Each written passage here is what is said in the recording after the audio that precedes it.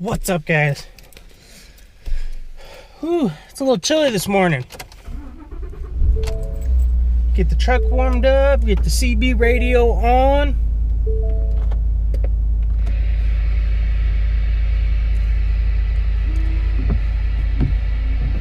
Put the window heater on. Connect to the Bluetooth audio. And we'll get this show on the road. Ooh, Rodney Atkins.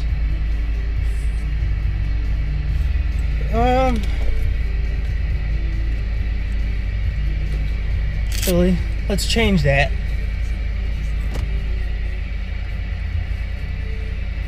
We'll listen to some, let's see.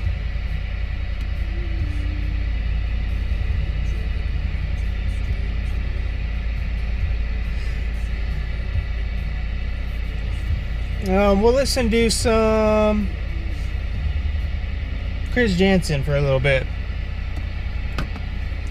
So there's something I've been wanting to talk to you guys about, and it's about why almost a month ago, I haven't been uploading videos at whatsoever, and there's a pretty darn good reason for it, whatever. Make sure my hat's straight.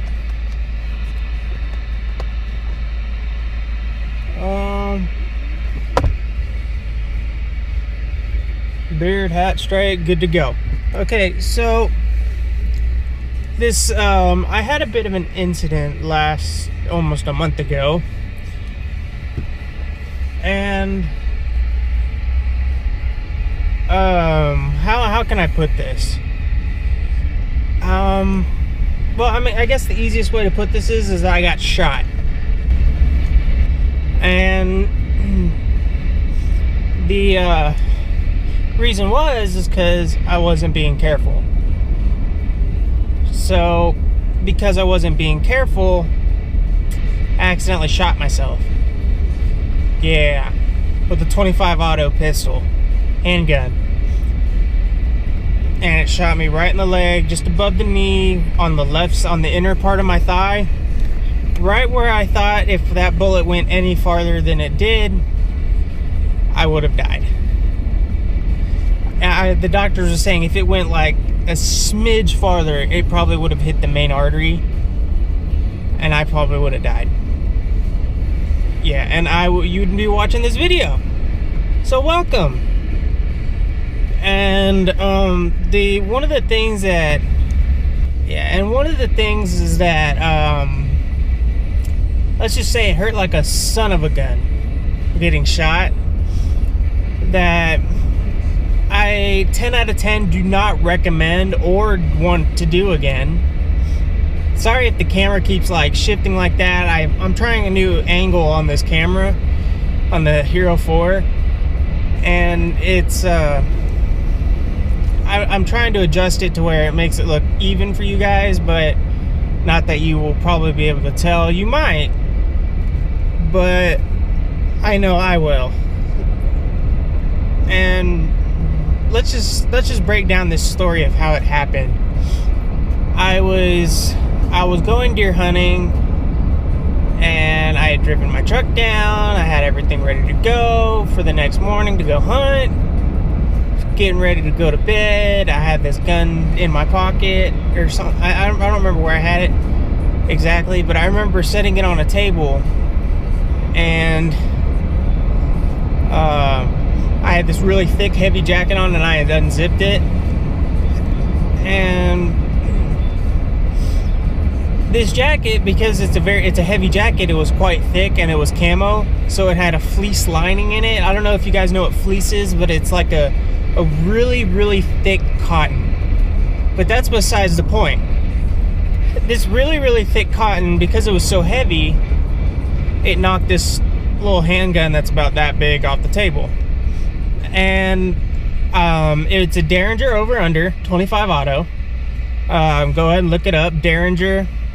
I don't know how exactly it's spelt, but it's just the safety. I've never quite handled this gun before. Oh no, actually, yes, I have. I have handled this gun. And I had completely thought the safety was on and the chamber was unloaded. But I didn't check. And I've have almost 21 years of handling guns. Almost 21 years of handling guns and never had an accidental discharge. No, I had one. But that's because it was stuck in the chamber and I fired it up, or not up, but at an angle away from everybody else, and it went straight into the roof of our camp. But the camp's been there for like 50, almost 60 years. No, 40 going on 50, I'm sorry. And because of, I don't know if you can tell, but back there in that corner, I can see it in my mirror every day. There's my CB antenna, which is probably the static you're hearing right now. But anyways, besides that, so I had the accidental discharge, and that antenna was really distracting for a second there. I had the accidental discharge. It went off in the roof. Nobody got hurt. It was fine. The one time I thought the safety was on and I didn't check the chamber, it fell off the table. I had another accidental discharge. This is the second accidental discharge. But this time, somebody did get injured, and that person was me. Okay, so fast forward to the time that it happened. So I had to make a stop, and I had to pick up my grandfather's knife so I can take it to his house. But he passed away. I had to pick it up at the house. I had to return so I could sharpen it. It's a Pakistani knife, but he gave me this knife when I was, 4 years old, and I just now found it. So this is a memento for me. I'm gonna go get it sharpened, get it cleaned up, get all these scratches taken off at his house because he's got all the tools to do that. But anyways, so because after the discharge happened, right? I know I'm jumping all over the place, but this is kind of like a touchy subject for me because it's kind of hard going out and telling somebody, hey, I accidentally shot myself. I mean, how stupid does that make me look, right? But I just wanted to, I'm telling you guys, because I want you guys to be more careful around guns. Just because you've been around guns your entire life doesn't mean shit like this can happen. And it won't or shit like this won't happen. And don't say, oh, I'm always safe, this, and that. And I was like, I don't care. I've seen videos of people being safe 100% of the time. Like, I don't know if you've seen that video, but the guy who had pulled it out of his holster to do a quick draw right in front of the thing, the holster he was using, he didn't think it would happen, but it engaged the mechanism in the gun, in the hammer, and caused it to go off, and he shot himself on accident.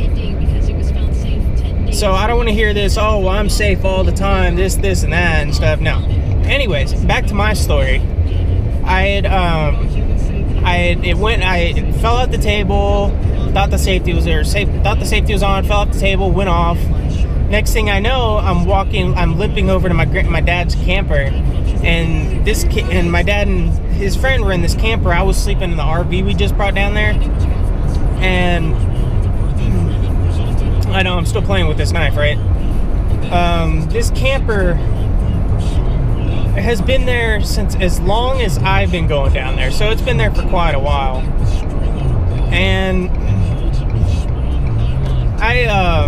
I've had fond memories in that camper, but the windows all messed up, all this and that, right? And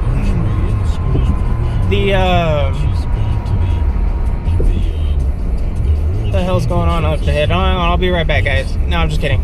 I figured out what it was. It's construction. So, because this camper's so old, the window's been broken several times by my a-hole cousins, and I don't like them one bit. Not one bit. And because I do not like them, they just don't. And now that they had great respect for my grandfather, and now that they're going down there, we'll just see how it goes. But anyways, so this camper's really old. It's got the window's been taped up a whole bunch of times, but there's this one section of glass about that big that hadn't been broken yet. And I had other mechanics gloves on. They're the same brand as this one, but they have finger cover pads on the outside and everything. They got thumb grip pads and everything. And I had those on because it was quite cold at night, and my hands really don't get that cold that often. And so because my hands were kind of cold, I had those on, and after I had shot myself, I'm hopping over to the camper. I know I'm jumping back and forth. Try to stay with me, please. This is kind of difficult for me to tell somebody else or explain it to you guys because you aren't there. But for somebody who, like, when I explained it to my friend who's been there before, it was easy for him to understand because he's been there. He knows where everything's at, right? So it makes it easier for me to tell him. Anyways, so I go hobbling over to the camper, and I remember going bam, bam, bam on the camper really, really hard. And apparently, according to my father, or my faja, my loving father, because I really love my dad. He's helped me out through so much. He's been there for me forever. And I opened up the door and I said, "Hey, Dad, I just shot myself. Dad, I just shot myself." He wakes up kind of freaking out, saying, "Oh shit, my son might die." You know the whole thing that might be going through fathers' heads and shit. And I know I'm throwing out a lot of cuss words here, but this is really like, I'm not exaggerating this at the moment. And at the end of the video, I'll put up some pictures of the me in the hospital, me in the ambulance. It's just me showing my feet in the ambulance, and then the aftermath of getting taped up and stuff. And it's quite gruesome. And it's not something to take lightly. Anyway, so I knocked on the camper. He woke up. Apparently I broke the damn window again. I broke the window, and so they had to fix that. And my dad's friend's on top of me. I'm trying to get up. I'm losing feeling in my fingers, and I can't feel my leg because it's so damn cold, right? And the CB radio is getting kind of loud. And hang on, I'm gonna move you over to the next clip so I can make this video as long as possible without my camera.